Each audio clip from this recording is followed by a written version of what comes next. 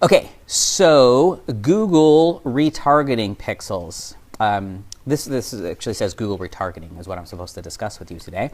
And I get these things handed to me because there's so much stuff we can talk about, and I geek out on too much of it, so they got to keep me focused. So Google retargeting. So there's a couple reasons why you want to use Google retargeting over any other ad platform. First is the display preference, which ad is going to be served first. And a lot of times Google's ads will be displayed first, meaning that you'll get that first impression of the customer when they land on that website. So a lot of you guys have set up or been retargeted by advertisers, right? You go to a site, you leave, right away the first site you come to after that is an ad for the place you just left, right? That's because it's usually run through Google retargeting, meaning that the first ad that comes up and the new place or the next place that you visit. So this is one of the reasons why we like Google over Perfect Audience, over AdRoll, over any of the other retargeting platforms, is because of serving preference and serving order. Second thing we really like about Google retargeting is the fact that it's pretty inexpensive. Mind you, I have some videos that we're going to post below there that I shot 4 years ago talking about retargeting.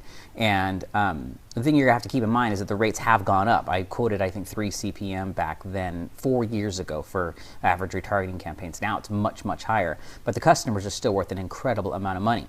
I do recommend that you go through those videos that I shot. Even though I shot them 4 years ago, they're still just as valuable today as they were back then, with the exception, of course, is the amount that you have to pay. But they'll teach you how to think about creating a specific retargeting sequence for each customer. Let's say you are targeting doctors or chiropractors, professionals, if you will, local professionals. You're going to want to be sure that you don't talk to a chiropractor the same way you talk to a doctor. They view themselves as distinctly different from one another. Doctors don't traditionally have a high affinity level for chiropractors, and chiropractors vice versa. They're like, hey, we went to college for longer than an MD, and the MDs say, well, they're not a real doctor. So I don't know why I went French there. I don't know what that was all about. But you get the point, right? Make sure that your retargeting is set up in alignment with your advertising and your possibility of sales. So what that means is, if you're going to have, let's say you have one product, you may have the same product that you sell, again, to many different people. You want to talk to the doctors differently than the chiropractors, or you want to talk to whoever differently. You get the point. I'm beating it into the ground, so we'll shut up. So set up your Google retargeting. Make sure that if you can, run a survey on the front end. When they select the survey dropdown, once they choose an answer from the dropdown, launch the retargeting. If you have a tech that can do that, set that retargeting pixel once they select the dropdown box.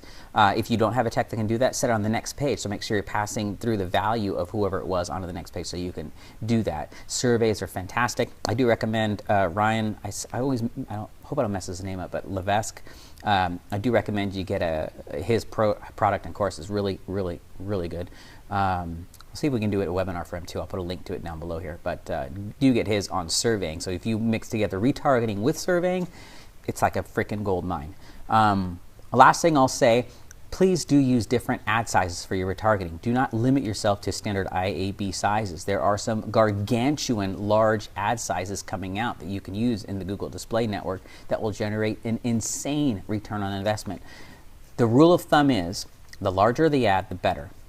Okay? I mean, it's kind of no-brainer, but really, if you can do a 300 by 600, don't walk away from them just because they take an extra minute to create an ad for that unique ad size. That will bring you a ridiculous ROI. So, highly recommend Google retargeting. Jump on the bandwagon, start segmenting out, watch the videos below, figure out what your retargeting strategy is, and then leave a comment, because we love comments. Tell us what you're doing, tell us how you're implementing it, be an example for others, and share your insights so they can share theirs. All right, thanks guys.